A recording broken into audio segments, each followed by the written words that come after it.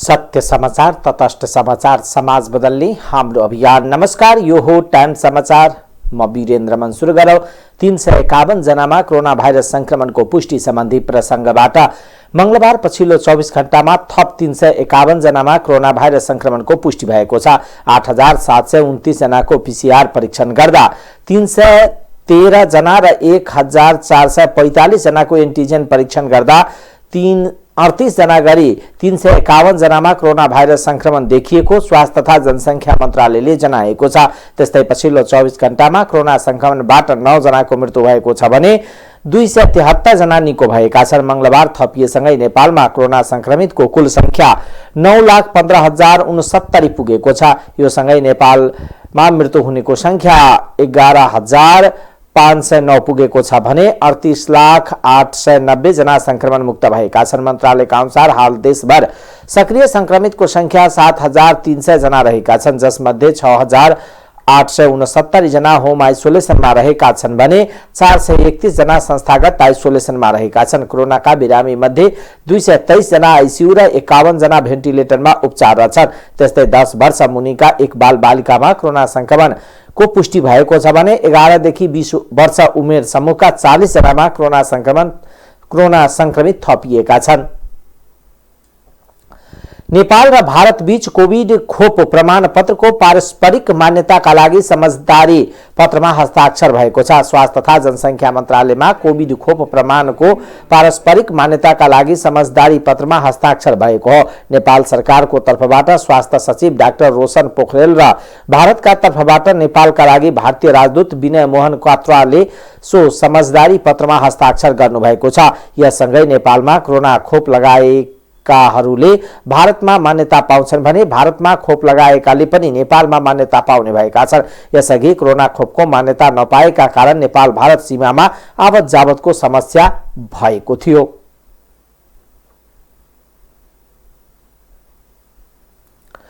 रौतहटको गौर नगरपालिकामा अख्तियारले छापा मारेको छ। नगरपालिकाको योजनाहरूमा व्यापक अनियमितता भएको उजुरीको आधारमा अख्तियार दुरुपयोग अनुसन्धान आयोगको बर्दिवास कार्यालयले मंगलबार छापा मारेको छ।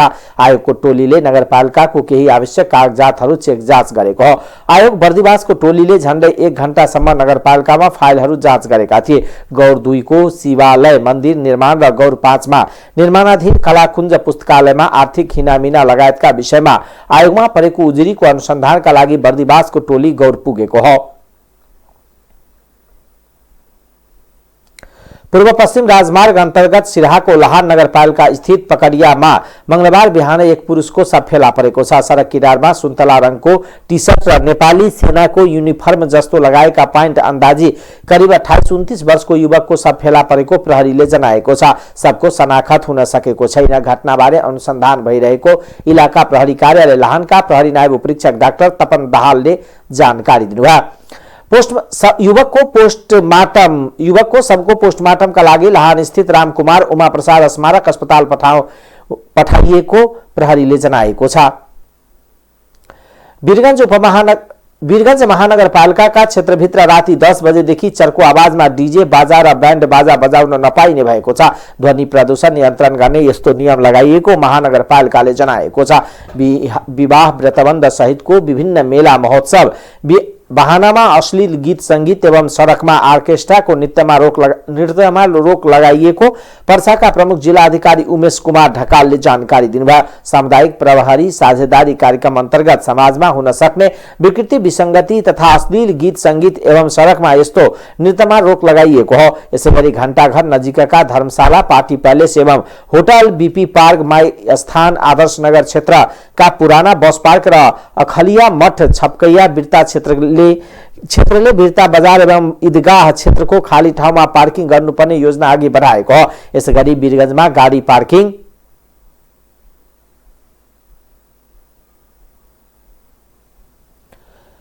व्यवस्थापन तथा दुर्घटना न्यूनीकरण सम्बन्धमा धर्मशाला होटल पार्टी प्यालेस नै सुरक्षा गार्ड राख्ने र गाडी पार्किङमा व्यवस्थापन गर्न जिम्मेवार हुनुपर्ने योजना बनाइएको ग्रीन सिटी सामुदायिक सेवा केन्द्र आदर्श नगरका अध्यक्ष जयप्रकाश खेतानले जानकारी दिनुभयो। राष्ट्रिय जनगणनाको काम अन्तिम चरणमा पुगेको छ। अहिलेसम्म 85 देखि 90% गणनाको काम सम्पन्न भएको केन्द्रीय तथ्याङ्क विभागले जनाएको छ। केन्द्रीय तथ्याङ्क विभागका निर्देशक डुन्डीराज लामिछानेले मुख्य गणनाको 85 देखि 90% काम सम्पन्न भएको जानकारी दिनुभयो। सुपरिवेक्षकले नियमित रूपमा गणकसँग समन्वय गरिरहेको र सुपरिवेक्षकले जिल्ला जनगणना कार्यालयमा जनगणनाको प्रगतिबारे विवरण दिने गरेको उहाँले बताउनुभयो।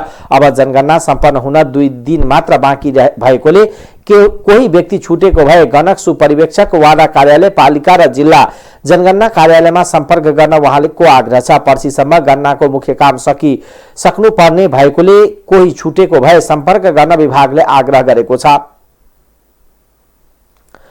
निर्वाचन आयोगले शिक्षक र कर्मचारीलाई राजनीतिक दलको सदस्यता नदिन भन्दै निर्देशन दिएको छ।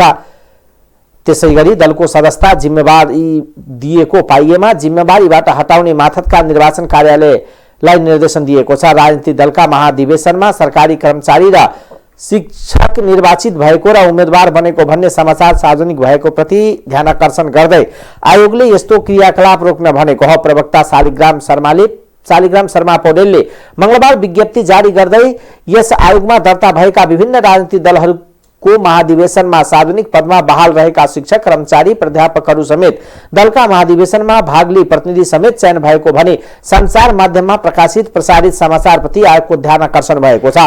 आयोगले माथतका कार्यालयलाई निर्देशन दिने क्रममा भनेको छ, आयोगमा दर्ता रहेका राजनीतिक दलबाट दलको प्रदेश समिति तथा जिल्ला समितिमा रहने पदाधिकारी तथा सदस्यको विवरण प्रदेश वा जिल्ला निर्वाचन कार्यालयमा राख्नुपर्ने भएकोले उक्त विवरण प्राप्त हुँदा बखत यस्ता समितिमा खण्ड क बमोजिम सार्वजनिक पदमा बहाल रहेका व्यक्ति समावेश भएको पाइएमा यस्तो व्यक्तिको नाम पदाधिकारी तथा सदस्यको सूचीबाट हटाउन प्रदेश तथा जिल्ला निर्वाचन कार्यालयले सम्बन्धित दललाई लेखी पठाएको आयोगलाई जानकारी दिन निर्देशन दिएको हो। यस अघि नेपाली कांग्रेसको जारी जिल्ला अधिवेशनमा विभिन्न जिल्लामा बहालवाला शिक्षक र कर्मचारीहरू समेत उम्मेदवार बनी निर्वाचित बनेको समाचार सार्वजनिक भएका थिए। नेकपा एमालेका नेता महेश बस्नेतले पार्टीका उपाध्यक्ष भीम रावललाई अध्यक्षमा दिन लागेको उम्मेदवारी फिर्ता लिन आग्रह गर्नुभएको छ। नेता बस्नेतले मंगलबार पत्रकार सम्मेलन गरेर रावलले अध्यक्षमा उम्मेदवारी दिएर राम्रो सन्देश नगएको उल्लेख गर्दै फिर्ता लिन आग्रह गर्नुभएको हो। नेता बस्नेतले महाधिवेशनमा पूर्व माओवादी पृष्ठभूमिबाट आएका नेताहरू र 10 बुन्दे सहमतिको अवधारणा बोकेर आएका नेताहरूलाई सम्मानजनक ढंगले व्यवस्थापन गर्न लागि पर्ने बताउनुभयो। महाधिवेशनले ओलीलाई सर्वसम्मत अध्यक्ष बनाउन चाहेको उहाँको भनाइ छ।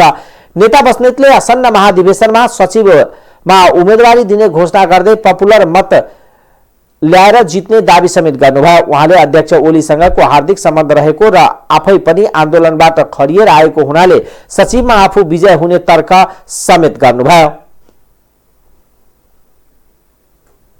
अब चुनावमा हारजित जे हुन्छ त्यो कुरालाई सहर्ष स्वीकारेर कम्युनिस्ट आन्दोलनलाई अगाडि बढाउँ भन्ने ढङ्गले उहाँले चुनाव दिएको हुनसक्छ। यो दुवै प्रक्रियामा जाँदाखेरि मलाई लाग्छ उहाँले अध्यक्षमा दाबी गरेर एउटा राम्रो सन्देश चाहिँ गएन कि भन्ने मलाई लाग्छ। र मेरो उहाँलाई सुझाव चाहिँ के छ भने त्यो उम्मेदवारी फिर्ता गरेर पार्टीभित्र महत्त्वपूर्ण भूमिका उहाँले जुन विगतदेखि खेल्न आउनुभएको छ त्यसलाई निरन्तरता दिने हिसाबले नै आफूलाई उहाँले स्थापित गरेर जाने कुरो चाहिँ सबभन्दा राम्रो हुन्छ। अब त्यसो नगरिकन उहाँ चुनावमा जानेर उहाँ निराश हुने, जसरी पछिल्लो बेलामा उहाँका अभिव्यक्तिहरू अलि उत्तेजक खालको, अलि निराशाजनक खालको, अलिकति अराजक खालको ढङ्गले देखिन खोज्दैछ र उहाँ एउटा राष्ट्रवादी बौद्धिक र एउटा चाहिँ विद्यावादी गरेको एउटा चाहिँ छवि बनेको व्यक्तिलाई फरक ढङ्गले हेर्ने दृष्टिकोण पनि बन्न खोज्दैछ। त्यसले निरन्तरता पाउने र आन्दोलनलाई यसले अझ थप क्षति बनाउने कुरा पनि नहोस् भन्ने कुरामा उहाँले सचेत भएर उहाँ चाहिँ उम्मेदवारी फिर्ता लिने कुरामा जाँदा राम्रो हुन्छ भन्ने मलाई लाग्छ। अब हामीले केपी ओलीलाई यो अभियानमा लागिरहँदा हाम्रो चाहिँ चाहना के हो भने त्यसमा मैले मेरो समेत उम्मेदवारी जोडेर म के कुरा राख्न चाहन्छु भने विगतमा मधेसमा एमाले विरुद्ध र केपी ओली विरुद्ध जुन खालको एउटा अभियान चलाइएको थियो, हामीलाई त्यहाँ निषेध गरेर लखट्ने खालकासम्म गतिविधि भएका थिए। पछिल्लो बेलामा अहिले नेकपा एमालेको सबभन्दा राम्रो प्रभाव क्षेत्र 2 नम्बर प्रदेश देखिन्छ र नेपालगञ्ज लगायतका 2 नम्बर प्रदेशका धेरै भूभागहरूमा केपी ओली स्वयं आफै गएर चाहिँ नि 4000 5000 मधेसवादी दलका नेताहरूलाई प्रवेश गराएर एमालेको लहर सिर्जना भएको छ। विगतमा द्वन्द्वको बेलामा नेकपा एमालेका कार्यकर्ताहरूको मनोबल निकै कमजोर भएको र झलनाथ कमरेड र माधव कमरेडहरू नेतृत्व भएकोमा रहेको बेलामा उहाँहरूले कुनै पनि कार्यकर्तालाई संरक्षण गर्न नसकेको अवस्थामा केपी ओलीले सैद्धान्तिक रूपमा त्यसको नेतृत्व गर्नुभयो र तल फिल्डमा युवा सङ्घको अध्यक्षको नाताले अथवा युथ फोर्स निर्माण गरेर हामीले एमालेको पङ्क्तिको मनोबल बढाउने काम गऱ्यौँ। 64 मा हामी 33 सिटमा सीमित भएर बसिरहेको बेलामा हाम्रो पार्टीका अध्यक्ष कमरेड केपी ओलीलाई चाहिँ एमाले भित्र एउटा छुवाछुतको व्यवहार गर्दै कमजोर बनाइएको र भूमिकाविहीन बनाइएको बेलामा हामीले कमरेड झलनाथ खनाल, माधव नेपाल लगायतका नेताहरूसँग पैठेजोरी खेल्दै अबको अध्यक्ष र अबको प्रधानमन्त्री केपी ओली नहुने हो भने यो कम्युनिस्ट आन्दोलन कमजोर हुन्छ, एमाले कमजोर हुन्छ र एमाले चाहिँ एउटा न्याय मरेको पार्टी हुन्छ भन्ने हिसाबले केपी ओली बिरामी भएको बेलामा कतिपय व्यक्तिहरूले केपी ओली मरोस् भनेर धुप हालिरहँदा हामीले शिष्टाचारमा हालेर भए पनि केपी ओलीलाई अध्यक्ष बनाउनु पर्छ भनेर युवा सङ्घको तर्फबाट मेरै नेतृत्वमा यो अभियान हामीले चलायौँ। 9औं महाधिवेशन र 10औं महाधिवेशनको भिन्नता चाहिँ के हो भने 9औं महाधिवेशनमा केपी ओलीलाई अध्यक्ष बनाउनुको लागि चाहिँ धेरै मिहिनेत गर्नु परेको थियो, किनभने उहाँलाई बनाउनु हुन्न भनेर ठुलो पङ्क्ति लागेको थियो। अहिले चाहिँ 10औं महाधिवेशनमा केपी कमरेडलाई अध्यक्ष बनाउनु हुन्न भनेर चाहिँ कोही पनि मान्छे लागेको म देख्दिनँ होइन। यद्यपि भिउराहरूले उम्मेदवारी घोषणा गर्नुभयो, त्यसो हुनाले यसपालि अध्यक्ष कमरेड चाहिँ सर्वसम्मत गराउने अधिकतम प्रयत्न गर्नुहुन्छ होला उहाँले होइन। तर निर्वाचनको प्रक्रियामा गइरहँदा पहिलाको जस्तो चाहिँ सङ्केत गर्ने, चिट बनाउने, प्यानल घोषणा गर्ने कुनै पनि प्रक्रिया यसपालि नहुने भएको हुनाले अध्यक्ष कमरेडले चाहिँ नि मलाई लाग्छ कुनै पनि त्यस्तो खालको सङ्केत गर्ने अथवा आशीर्वाद दिने, माया गर्ने भन्ने कुरा हुँदैन। र म आफै यो आन्दोलनमा चाहिँ खारेर आएको हुनाले केपी कमरेडसँगको मेरो एक खालको हार्दिकता भएको हुनाले मलाई देशभरिको एमालेको कार्यकर्ताले माया गर्छ, मलाई अध्यक्षले मात्र होइन सबैले माया गर्नुहुन्छ र मलाई लाग्छ निर्वाचन हुने स्थितिमा मैले पपुलरै भोट ल्याएर जित्छु भन्ने लाग्छ। म आफूलाई स्थापित गराउँ। नेता बस्नेतले पार्टीमा युवाहरूको प्रतिनिधित्वलाई सुनिश्चित गराउन पनि आफूले उनीहरूको प्रतिनिधित्व गर्दै सचिवमा उम्मेदवारी दिएको बताउनुभयो। नेकपा एमालेका अध्यक्ष केपी शर्मा ओलीले पार्टीको 10औं राष्ट्रिय महाधिवेशनमा अध्यक्ष वा कुनै पनि पदमा अरूलाई नउठ्न आफूले कुनै दबाव नदिने बताउनु भएको छ।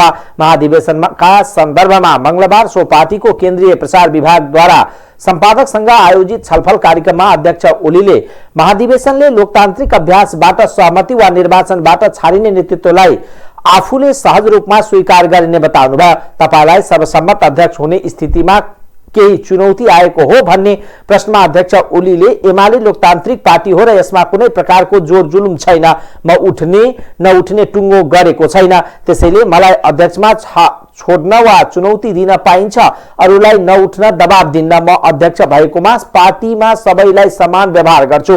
उहाँले उपाध्यक्ष डाक्टर भीम रावलले अध्यक्षमा उठ्छु भनेर आफूलाई चुनौती नदिएको बरु आफूप्रति आदर सम्मान स्नेह दिनुभएको उल्लेख गर्दै रावलले स्नेहपूर्ण सुझावलाई आफू प्रभावित भएको बताउनुभयो। अध्यक्ष ओलीले 10औं महाधिवेशनले एमाले फुट्यो, कमजोर भयो भन्ने भ्रमलाई चिर्ने र पार्टीलाई सुदृढीकरण गर्दै एउटै लयमा अगाडि बढाएर मुलुकको समृद्धिका लागि पुनः नेतृत्व गर्न सक्ने शक्ति आर्जन गराउने बताउनुभयो। उहाँले एमाले एकजुट, सुदृढ र व्यापक छ भन्ने सन्देश महाधिवेशनले दिने जानकारी दिनुभयो।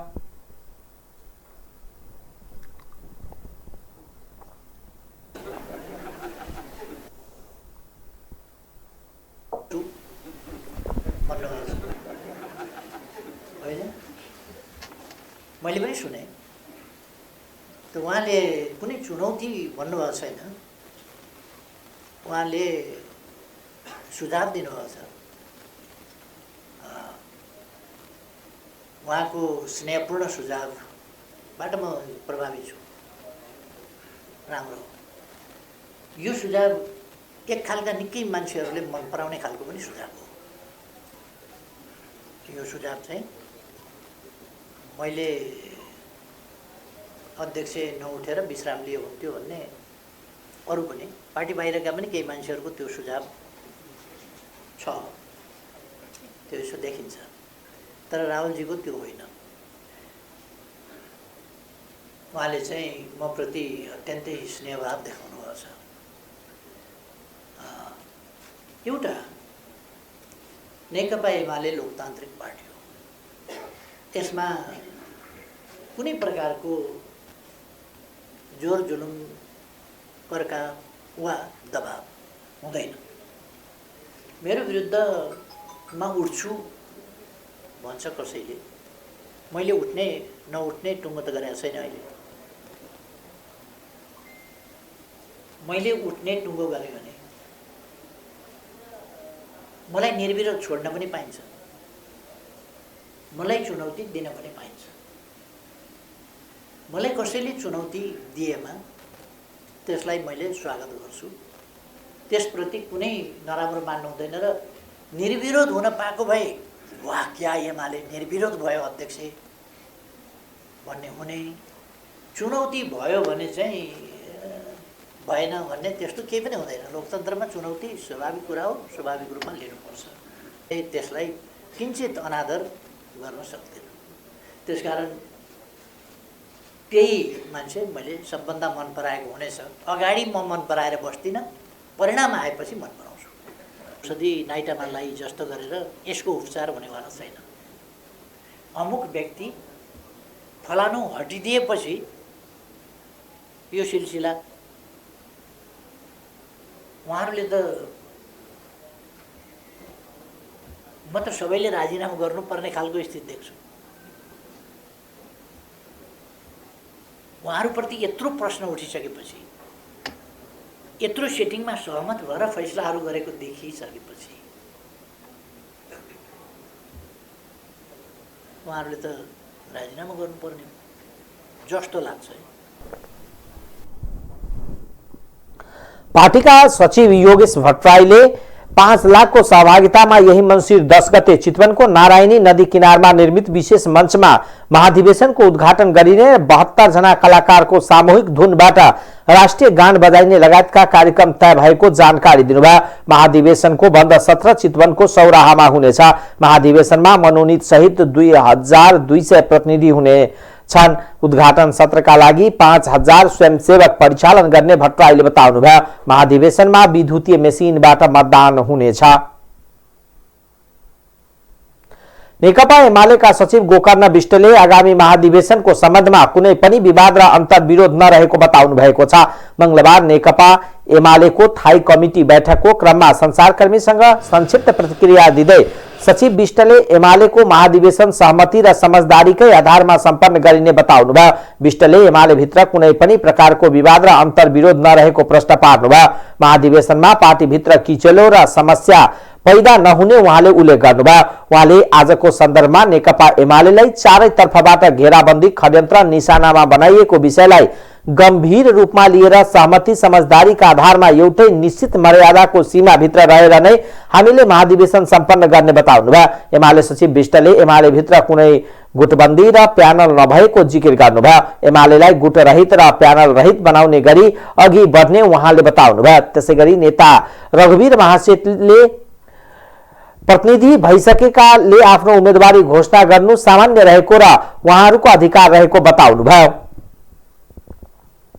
षड्यन्त्र गरिँदैछ, जुन प्रकारले प्रहारको निशाना बनाइँदैछ, यो कुरालाई हामीले गम्भीरता साथ मनन गर्दै सहमति समझदारीका आधारमा एउटा निश्चित मर्यादाको सीमाभित्र रहेर नै हामीले महाधिवेशन सम्पन्न गर्छौँ। यसतर्फ हामी अत्यन्त गम्भीर हुन्छौँ।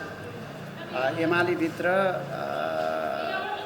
विवाद अन्तर्विरोध छैन। एमाले एउटा स्वस्थ ढङ्गले, मर्यादित ढङ्गले, समझदारीताका साथ राष्ट्रिय महाधिवेशन सम्पन्न गर्यो भनेर सन्देश दिने, आम कार्यकर्ताहरूमा एकताको भावना पैदा गर्ने, आम कार्यकर्ताहरूमा उत्साह पैदा गर्ने, जनताहरूका अपेक्षाहरूलाई पुरा गर्ने, सशक्त एकताबद्ध पार्टी निर्माण गर्ने गरी नै हामी भूमिका खेल्छौँ। यो महाधिवेशनमा कुनै पनि प्रकारको त्यस्तो किचलो समस्या हुँदैन। तपाईहरुले परिणाममा देख्नुहोला, एक मना एकताका साथ आम जनता र कार्यकर्ताहरूलाई उत्साहित गर्ने गरी हामी प्यानल छैन, गुट रहित प्यानल रहित एमाले निर्माणको लागि हामी अगाडि बढ्छौँ। प्रजातान्त्रिक जुन वातावरण छ आजको, त्यो अनुसार चुनाव लड्ने सबैको अधिकार छ, जो प्रतिनिधि भएर आउनुहुन्छ। अब केन्द्रीय कमिटी र स्थायी समिति अलरेडी प्रतिनिधि, हामी पदेन प्रतिनिधि भइसकेका छौँ। अरू निर्वाचितहरू आइरहनु भएको छ। त्यसैले भइसकेको प्रतिनिधि यदि उम्मेदवारी घोषणा गरिरहनु भएको छ भने यसलाई हामीले अन्यथा लिएका छैनौँ। उहाँहरूको अधिकार हो, उम्मेदवारी घोषणा गर्न पाउनुपर्छ। तर यही प्रजातान्त्रिक विधिमा पनि, प्रक्रियामा पनि सहमति भनेको पनि ठुलो प्रक्रिया हो। हामी सहमतिकै आधारमा आउने महाधिवेशनमा नेतृत्वको चयन होस् भनेर बहुसङ्ख्य 80% बढी प्रतिनिधिहरू सहमतिको पक्षमा हुनुहुन्छ। जुन साथीहरूले अहिले उम्मेदवारी घोषणा गर्नुभएको छ, मलाई विश्वास छ निर्वाचनको समयसम्म उहाँहरू आफ्नो उम्मेदवारी फिर्ता लिनुहुन्छ। किनकि जुन प्रतिनिधिको भरमा उहाँहरूले उम्मेदवारी फिर्ता लिनुभएको मतलब घोषणा गर्नुभएको छ, त्यही प्रतिनिधिको अनुरोधमा उहाँहरूले फिर्ता लिनुहुन्छ। त्यो मलाई मात्र होइन, सबै हामी नेतृत्वमा बस्नेहरूलाई त्यो विश्वास छ। पाँचौँ महाधिवेशनमा पनि यस्तै भएको थियो। उम्मेदवारी घोषणा भयो, पछि सबैले आफ्नो उम्मेदवारी फिर्ता लिए र सहमतिको बाटो हामी नेतृत्व चयन गरेका थियौँ। महासचिवले प्रजातान्त्रिक प्रक्रियामा सर्वसम्मत समेत रहेकोले नेतृत्व सर्वसम्मतबाटै चयन हुने बताउनुभयो। उहाँले अधिवेशनबाट सर्वसम्मतबाट नेतृत्व चयन हुनेमा आफूहरू आशावादी रहेको बताउनुभयो।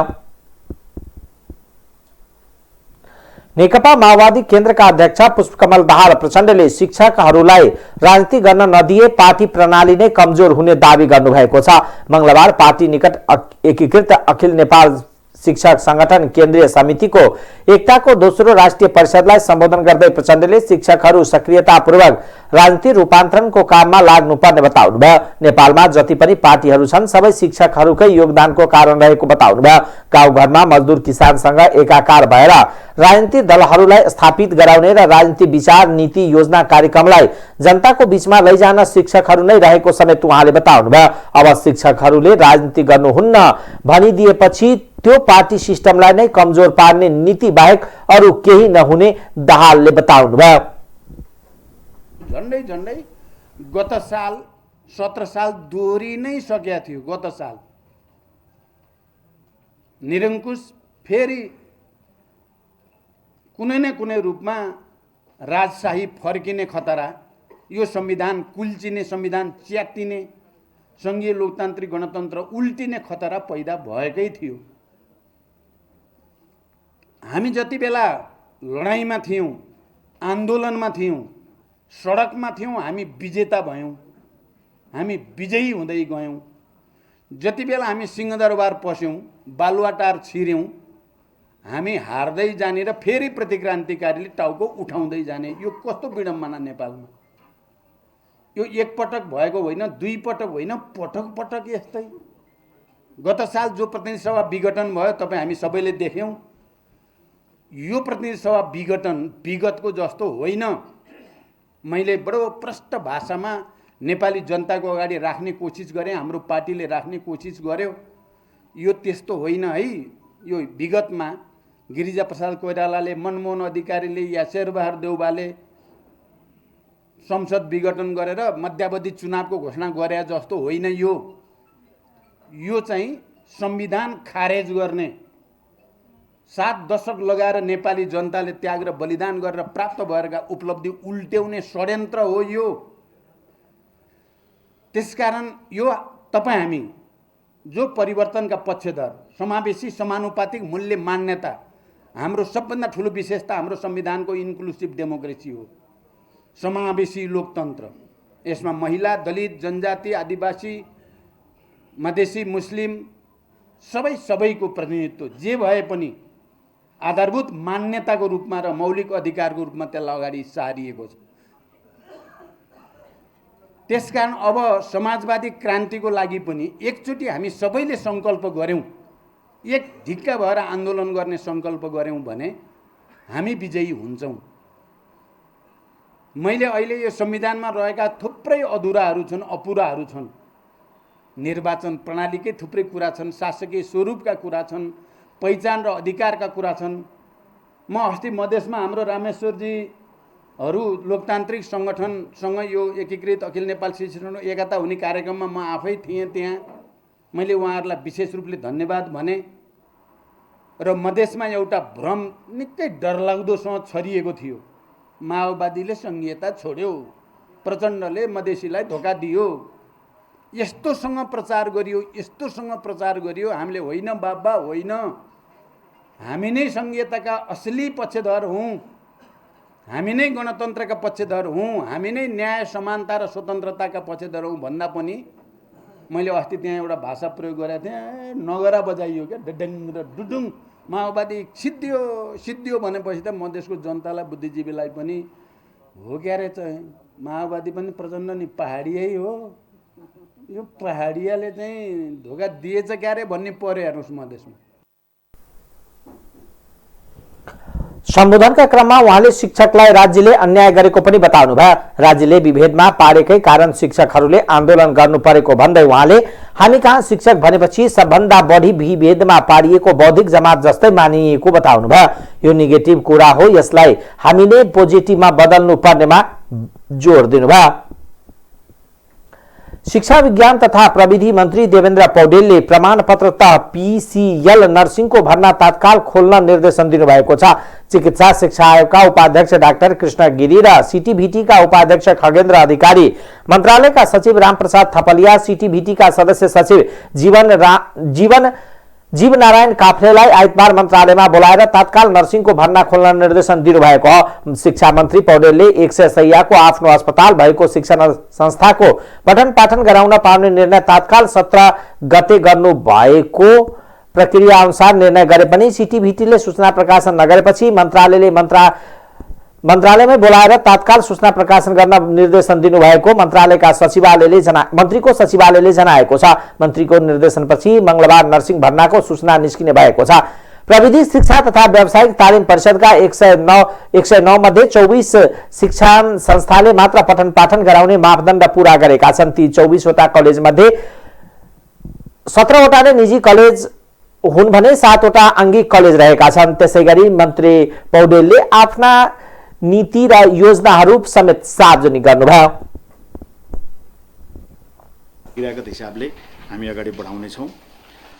चौथो चाहिँ अनिवार्य तथा निःशुल्क शिक्षा ऐन र नियमलाई प्रभावकारी रूपमा कार्यान्वयन गरिनेछ। यो राज्यको मौलिक हकसित सम्बन्धित विषय हो। निःशुल्क कतिपय सरकारवालाहरूले निःशुल्क शिक्षाको घोषणा गर्दा गर्दै पनि विभिन्न चाहिँ पक्षहरूले यो प्रभावकारी हुन सकेन भन्ने गुनासो पनि गर्नुभएको हुँदाखेरि हामी कडाइपूर्वक यो संविधानमा उल्लेख भएको कुरा, हामी सबैले बोलेको कुरालाई हामीले चाहिँ कार्यान्वयन गर्नेछौँ। कक्षा 12 सम्मका पाठ्य पुस्तकको छपाई गुणस्तरीय एवं रङ्गीन बनाइनेछ र समयमा पुर्याउने, एकैपटक ढुवानी गर्ने र सबै पाठ्य सामग्रीहरू विद्यार्थीको हातमा चाहिँ समयमा पुर्याउने लक्ष्य लिएर हामीले कार्य सम्पादन चाहिँ सुरुवात गरेका छौँ। त्यसको साथसाथै विपन्न तथा जेहन्दर विद्यार्थीलाई समयमा नै छात्रवृत्ति वितरण गर्ने कार्यलाई अगाडि बढाइनेछ। जस्तो उत्पीडित पिछडिएका समुदायहरूलाई छात्रवृत्तिको व्यवस्था छ। तपाईँहरूले पनि एक दुई फेरि सार्वजनिक सूचना गरेर हामीलाई सचेत बनाउनु भएको छ, धन्यवाद छ। हामी ती सबै पुराना फाइल प्रक्रियाहरू चाहिँ खोजी नीति गरेर तोकिएको आधारमा जुन लक्षित समुदायलाई, उत्पीडित समुदायलाई शिक्षामा पहुँचको सुनिश्चितता गर्नुको निम्ति, अरू प्रतिभावानलाई रोक्नको निम्ति होइन, त्यो पनि कहिलेकाहीँ आउने गरेको छ। उत्पीडित समुदायलाई अरू सक्षम बनाएर बराबरी बनाउने भने हो। त्यस अनुरूप चाहिँ उत्पीडित समुदायका त्यसरी तोकिएका छात्रवृत्तिहरूलाई पनि हामीले अगाडि बढाउने भनेका छौँ। त्यसको साथसाथै विद्यालयहरू स्वास्थ्य मापदण्ड पालना गरी सञ्चालन भए नभएको हामी कडाइपूर्वक अनुगमन गर्नेछौँ। कोभिडको प्रभाव अहिले पनि छ। युरोप र कतिपय अमेरिकी देशहरूमा, रसिया लगायतका देशहरूमा फेरि कोभिड बढेको सूचना यो बाटो रूपमा हामीले प्राप्त गरेको हुँदाखेरि सचेततापूर्वक खोप पनि पुर्याउने र स्वास्थ्य मापदण्ड पुरा गरेर नगरेको कुरा पनि हामी हाम्रो तर्फबाट, मन्त्रालयको तर्फबाट त्यसलाई अनुगमन गर्ने हामीले लक्ष्य लिएका छौँ र हामी यो प्रक्रियालाई अगाडि बढाउँछौँ। निजी विद्यालयहरूले सरकारले तोकेको मापदण्ड अनुसार छात्रवृत्ति उपलब्ध गराउन हामी कडाइ गर्नेछौँ। नगराएको पनि सूचना आएको छ।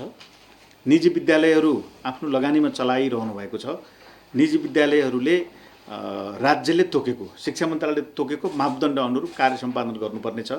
जुन विद्यालयहरूले प्रचलित ऐन कानुन र नियम अनुरूप चाहिँ त्यस प्रकारको कार्य सम्पादन गरेको पाइने छैन, ती विद्यालयहरूलाई हामीले चाहिँ ब्ल्याकलिस्टमा चाहिँ हामीले नोटेट गर्नेछौँ र आवश्यक कारबाहीको प्रक्रिया पनि हामी अगाडि बढाउनेछौँ। त्यसको आकर्षण छ। हामीले अलिकति बनाउन खोजेको के हो भने अलिकति छरिएर कुन कुन विषयहरू त्यो आसपासका ठाउँमा छन् त्यो हेरेर मात्रै हामीले त्यस्ता प्रकारका ठाउँहरूलाई स्वीकृति दिने भनेर रेन्डमली हामीले नदिने भनेका छौँ। कुनै चाहिँ विश्वविद्यालयले पनि त्यही विषय त्यहीँ पढाउँछ, प्रदेशले पनि त्यही विषय त्यहीँ पढाउँछ पहुँचका आधारमा, सिटिबिटीले पनि पहुँचका आधारमा त्यही विषय त्यहीँ पढायो भनेदेखि त अरूको ठाउँका विद्यार्थीले अन्याय हुने भयो। त्यस कारणले हामीले अलिकति सिटिबिटीलाई कडाइपूर्वक यी विषयहरू साइडका विषयहरू पनि अध्ययन गरेर कुन विषय चाहिँ कुन लोकेसनमा दिँदा राम्रो हुन्छ हैन, त्यसका आधारमा हामीले चाहिँ अलिकति यसलाई चाहिँ तयारी गर्ने भनेर उहाँहरूले चाहिँ लिस्टिङ गर्दै हुनुहुन्छ। एसईई लगत्तै भर्ना खोल्नुपर्ने डिप्लोमा कार्यक्रमको नर्सिङ बाहेकका अन्य कार्यक्रमको भर्ना भए पनि नर्सिङ कार्यक्रम लामो समयदेखि अन्यलमा रहँदै आएको थियो। अधिवक्ता तथा मानव अधिकार आयोगकी पूर्व सदस्य मोहरा अन्सारीले प्रधान न्यायाधीश चोलेन्द्र शमशेर जबरालाई एक दिन पनि पदमा बस्न अधिकार नभएको बताउनु भएको छ। मंगलबार प्रधान न्यायाधीश जबरा विरोध प्रदर्शन गरिरहेको नेपाल बार एसोसिएसनको सर्वोच्च अदालतमा आयोजित कोन सभालाई सम्बोधन गर्दै अन्सारीले भ्रष्टाचारको आरोप लाग्दा पनि पदमा बसिरहनु विडम्बना भएको बताउनु भयो। उहाँले प्रधान न्यायाधीश चोलेन्द्र शमशेर जबरा कान खोलेर यो कुरा सुन्नुस्, तपाईमा अहिले कोही पनि न्याय माग्ने आउनेवाला छैन। त्यस्तो भ्रष्टाचारको आरोप लागेका प्रधान न्यायाधीश जबरा बारे विधायिका चुप लागेर बसेको पनि उहाँले आरोप लगाउनु भयो। प्रधान न्यायाधीशले अहिले आफूहरूलाई अपमानित गर्न खोजेको पनि अन्सारीको आरोप छ। त्यसैगरी बारका अध्यक्ष चन्द्रेश्वर श्रेष्ठले प्रधान न्यायाधीशले राजीनामा नदिएसम्म आफूहरूको आन्दोलन जारी रहने बताउनु भयो।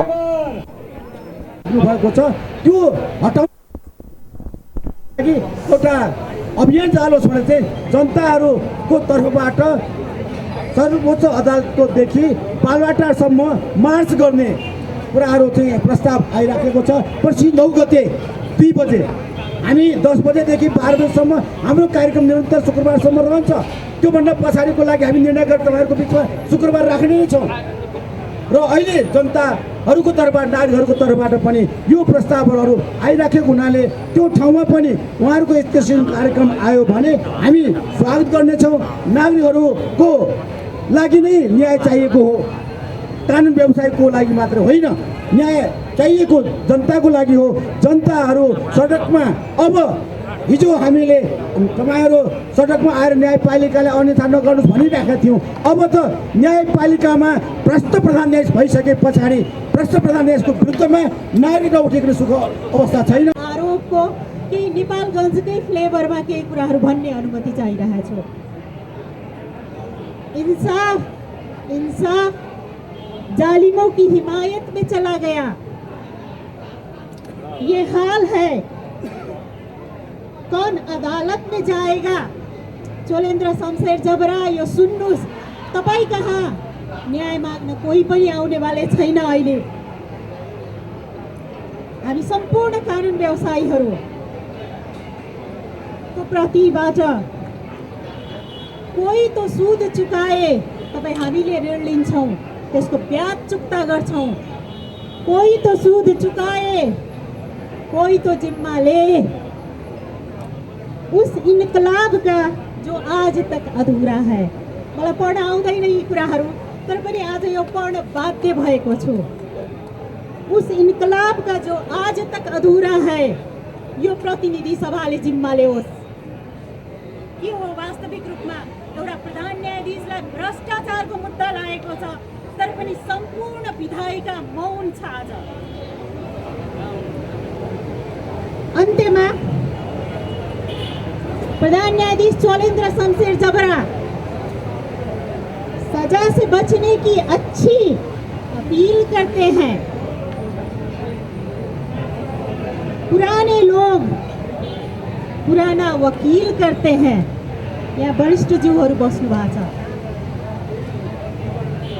खुदा बचाए, अदालत से हम गरीबों को, गरीबहरू अहिले पनि गेटमा हुनुहुन्छ, जो न्यायको पर्खाइमा हुनुहुन्छ। ये खुदा तो जलील है। ऊ त्यहाँ बस्नु भएको छ खुदा हाम्रो अहिलेलाई। चोलेन्द्र शमशेर जबरा खुदा बन्नु भएको छ। हामीले के भनेका छौँ भनेदेखि चाहिँ प्रधान न्यायाधीशले गोला तान्नु। श्रेष्ठले राजनीतिक दलहरू मौन बस्नु आफैमा रहस्यमय रहेको बताउनु भयो। इलाममा लाग्ने साप्ताहिक हाट बजार व्यवस्थित बन्न सकेको छैन। ग्रामीण क्षेत्रमा उत्पादित कृषि उपज खरिद बिक्री हुने ऐतिहासिक महत्व बोकेको हाट बजार लाग्ने ठाउँ व्यवस्थित नहुँदा सडक पेटीमै हाट बजार लाग्न थालेको हो। इलामको फिक्कल बजार सूर्योदय नगरपालिकाको मुख्य केन्द्र हो। नगर क्षेत्रका 14 वटा वाडा नागरिकको दैनिक आवत जावत बाक्लै हुन्छ। झापादेखि ताप्लेजुङ जोड्ने मेची मार्ग फिक्कल बजार भएर छुटिन्छ। तराईदेखि पहाड र हिमालदेखि तराई झर्ने यात्रुको खाजा खाना कोसेली खरिद बिक्री गर्ने बजार भएकोले चहल पहल सधैँ जसो बाक्लै हुन्छ। दैनिक जसो सवारी साधनको आवत जावत हुने मेची राजमार्गको दायाँ बायाँ किनार र पेटीमै साप्ताहिक हाट बजार लाग्न थालेपछि फिक्कल बजार क्षेत्रमा ट्राफिक जामले हैरान खेलाएको छ। राजमार्गमै साप्ताहिक हाट बजार लाग्दा सवारी साधन पास गराउन ट्राफिक प्रहरीलाई हम्मे परेको छ। 7 दशकदेखि फिक्कलमा प्रत्येक बिहीबार साप्ताहिक हाट बजार लाग्दै आएको छ। पुरानो बजारमा लाग्ने हाट बजार अहिले सर्दै मेची राजमार्गमा पुगेको हो। व्यवस्थित रूपमा हाट बजार नभएपछि राजमार्गमा नै बजार लाग्दा ट्राफिक व्यवस्थापनसँगै सर्वसाधारणको यात्रा झनै सकसपूर्ण हुने गरेको स्थानीय विष्णु प्रसाद मैनालीको दुखेसो छ। हिसाबले हिँडिरहन्छन्, पार्किङ गर्ने अनि त्यो गाडी कन्ट्रोल गर्ने ठाउँ डिभाइडर बनाइदिने अनि मान्छे अब ठिक ठाउँमा जस्तो रेलिङ लाइन्छ होइन, रेलिङदेखि भित्रबाट मान्छे हिँड्दै भनेदेखि धेरै दुर्घटनाको कमी हुन्छ जस्तो मलाई। फिक्कलमा साप्ताहिक हाट बजार स्थापनाको सुरुवात दिनमा ग्रामीण क्षेत्रमा किसानको उत्पादन गरेका कृषि उपज मात्र खरिद बिक्री हुन्थ्यो। तर अहिले नेपालको तराई, भारतको दार्जिलिङ, भुटानसम्मको व्यापारीहरू खरिद बिक्रीका लागि आउजाउ गर्ने गरेका छन्। बजारमा नेपालसँगै भारत, भुटानमा उत्पादित कृषि उपज, लत्ता कपडा, कृषि औजार र दैनिक उपभोग्य सामग्रीको खरिद बिक्री हुँदै आएको छ।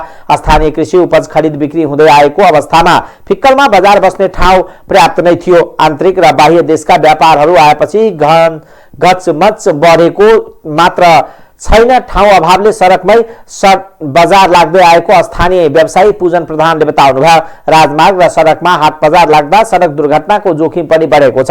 त्यसैगरी व्यवस्थित हाट बजारका लागि नगरपालिकाले छुट्टै जमिनको खोजी गरी हाट बजार व्यवस्थित गर्न अविलम्ब गर्नुहुन्न।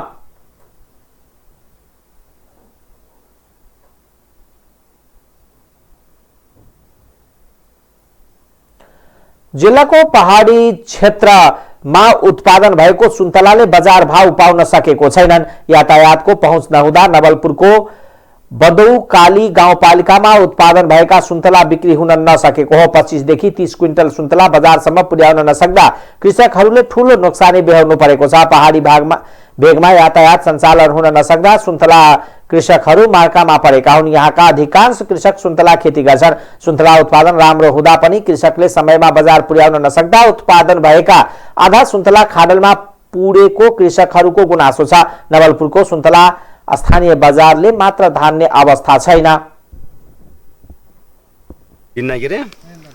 उनीहरूको भावमा दिनुपर्छ, त्यही त नि हामीलाई मार्का पर्ने यस्तै छ।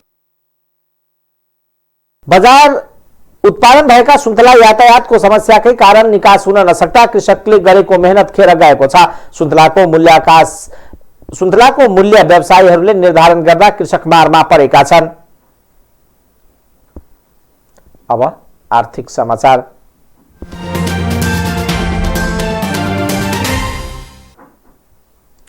नेपाल विद्युत प्राधिकरणले एकैपटक 7 लाख वटा इनर्जी मिटर किन्ने भएको छ। ढिलो गरी ठेक्का गर्दा अहिले देशभर मिटर अभाव छ। अब करिब 1.5 महिनाभित्र आपूर्ति सुरु हुने गरी भारतीय कम्पनीसँग प्राधिकरणले ठेक्का सम्झौता गर्न लागेको छ। भारतको जिनस पावर इन्फ्रास्ट्रक्चर इन्डिया इनर्जीसँग मिटर आपूर्तिको ठेक्का सम्झौता हुन लागेको प्राधिकरणको वितरण तथा ग्राहक सेवा निर्देशनालयका प्रमुख मनोज सिलवालले जानकारी दिनुभयो। हामीले ठेक्का सम्झौताका लागि बोलाइसकेका छौं भने उनीहरूलाई उत्पादन सुरु गर्न अनुरोध पनि गरेका छौं। उहाँले 1.5 महिनामा आपूर्ति सुरु हुन्छ। करिब 64 लाख अमेरिकी डलरमा सो कम्पनीसँग ठेक्का सम्झौता हुन लागेको हो। यसअनुसार प्रति मिटर करिब $9 खर्च हुनेछ। खपत नभएका बिजुली खेर जानेबाट रोक्न नसकेर सकसमा रहेको बेला प्राधिकरण वितरण केन्द्रहरूले ग्राहकहरूमा जोडिने बिजुली मिटरको अभाव छ। यसले एकातिर बिजुली खपत नभएर खेर जाने र अर्कोतिर प्राधिकरण नयाँ ग्राहकको माग अनुसार बिजुली दिन नसक्ने विडम्बनापूर्ण अवस्था छ। विद्युत प्राधिकरणका हरेकजसो वितरण केन्द्रमा इनर्जी मिटरको अभाव छ। प्राधिकरणको यसअघिको नेतृत्वले समयमै टेन्डर भरेर आपूर्ति गर्न नसक्दा ट्रान्सफर्मर र मिटरको अभाव भएको हो। कुलमान घिसिङ यसअघि नेतृत्वमा हुँदा किनिएका उपकरणले अहिलेसम्म माग धानिरहेको पनि अब अभाव चरम अवस्थामा छ। वर्षमा करिब 3 लाख नयाँ विद्युत ग्राहक थपिन्छ। यस अनुसार महिनामा औसत 25,000 भन्दा बढी मिटर जडान हुन्छ। अभावको अवस्थामा आउन लागेपछि प्राधिकरणले पुराना मिटर पनि प्रयोगमा ल्याइरहेको छ। सिलवालका अनुसार काठमाडौँको महाराजगञ्ज र रत्न पार्क वितरण केन्द्र अन्तर्गत घरमा स्मार्ट मिटर जोडिएपछि निकालिएको चुस्त अवस्थामा 80,000 मिटर फेरि प्रयोगमा ल्याइएको छ। मिटरको भन्दा ट्रान्सफर्मरको बढी अभाव छ। देशभर विद्युतको वितरण लाइनमा जोड्नुपर्ने 100 ट्रान्सफर्मरको माग छ, तर प्राधिकरणले माग अनुसार वितरण केन्द्रहरूलाई ट्रान्सफर्मर उपलब्ध गराउन सकेको छैन। प्राधिकरणले समयमै आवश्यक निर्णय नगर्दा न्यूनतम विद्युतीय उपकरण सहित मिटर र ट्रान्सफर्मर अभावको अवस्था आएको हो।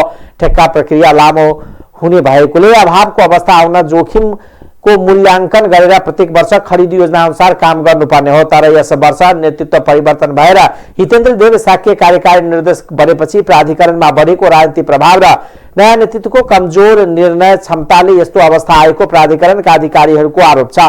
मिटर र ट्रान्सफर्मरको आपूर्ति चक्र नबिथोलिने गरी थप मिटर खरिद प्रक्रिया अघि बढाउनु पर्नेमा अनेकन बहानामा ढिलाइ हुँदा यस्तो अवस्था आएको हो। 2073 अघि पनि प्राधिकरणमा मिटर र ट्रान्सफर्मरको चरको अभाव हुन्थ्यो। प्राधिकरणले ट्रान्सफर्मर र पोल र मिटर पर्याप्त नकिनेर प्राप्तिका लागि राजनीतिक पहुँच प्रयोग गर्नुपर्ने अवस्था थियो। 2073 सालपछि प्राधिकरणले नियमित रूपमा माग अनुसार मिटर र ट्रान्सफर्मर किन्न थालेसँगै आपूर्ति सहज भयो।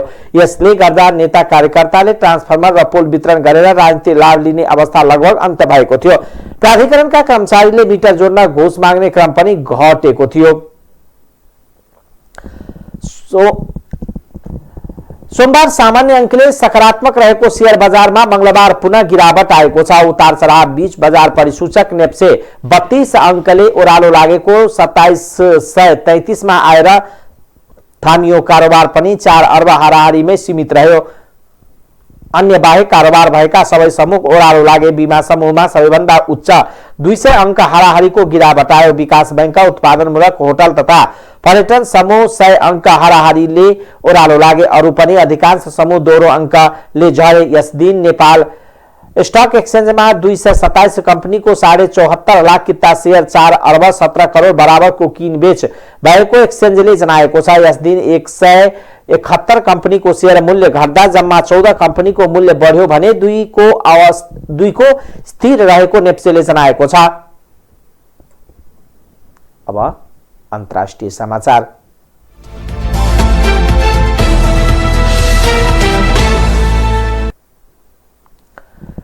अन्तर्राष्ट्रिय समुदायले अफगानिस्तानमा मानवीय सहायता सामग्री पठाउन थालेको छ। मुख्य गरी अफगानिस्तानमा खाद्यान्न, लत्ता, कपडा र औषधि पठाउन थालिएको हो। इरानले अफगानिस्तानले पठाएको मानवीय सहायता सामग्रीको पहिलो खेप पूर्वी अफगान प्रान्त नागान पुगेको प्रान्तीय अधिकारी मौलावी नियाज मोहम्मद वाहाजले बताउनु भएको छ।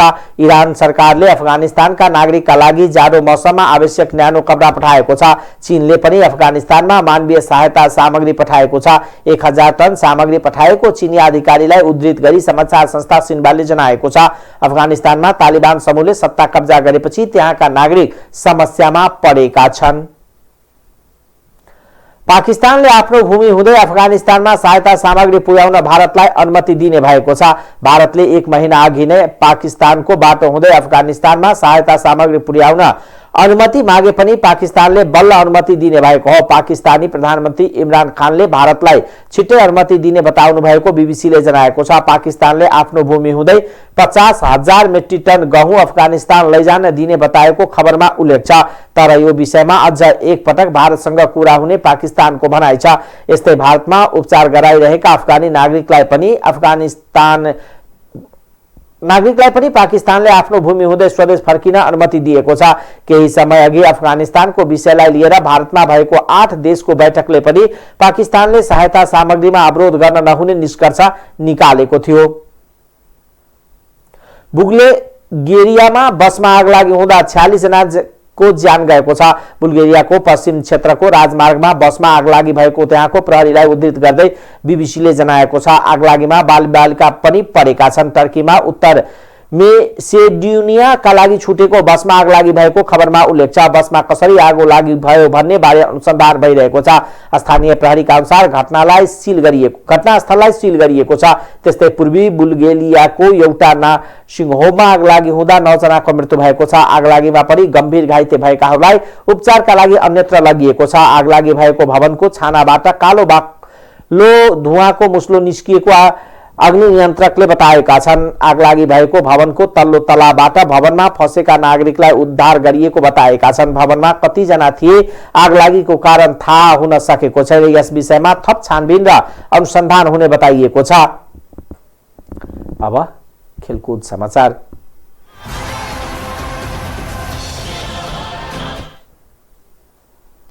आईसीसी महिला टी20 विश्वकप एसिया छनौटको दोस्रो खेलमा नेपाली महिला क्रिकेट टोलीले भुटानसँग खेल्दैछ। यसअघि हिजो भएको पहिलो खेलमा नेपाललाई हङकङले 6 विकेटले हराएको थियो। पहिलो खेलमा भुटानले कुवेतलाई 40 रनले हराएको थियो। छनौटमा नेपाली सहित Bhutan, Hong Kong, Kuwait, Malaysia, UAE गरी 6 टोली सहभागी छन्। वरियतामा नेपाली महिला टोली 14औं स्थानमा छ। यस्तै यूए 17औं, हङकङ 25औं, कुवेत 34औं, भुटान 44औं स्थानमा छ। छनौटमा विजेता टोली विश्वकपको ग्लोबल छनौटमा स्थान बनाउनेछन्। टाइम्स समाचार अहिलेको लागि यति नै। हेर्दै गर्नुहोला टाइम्स टेलिभिजन। नमस्कार।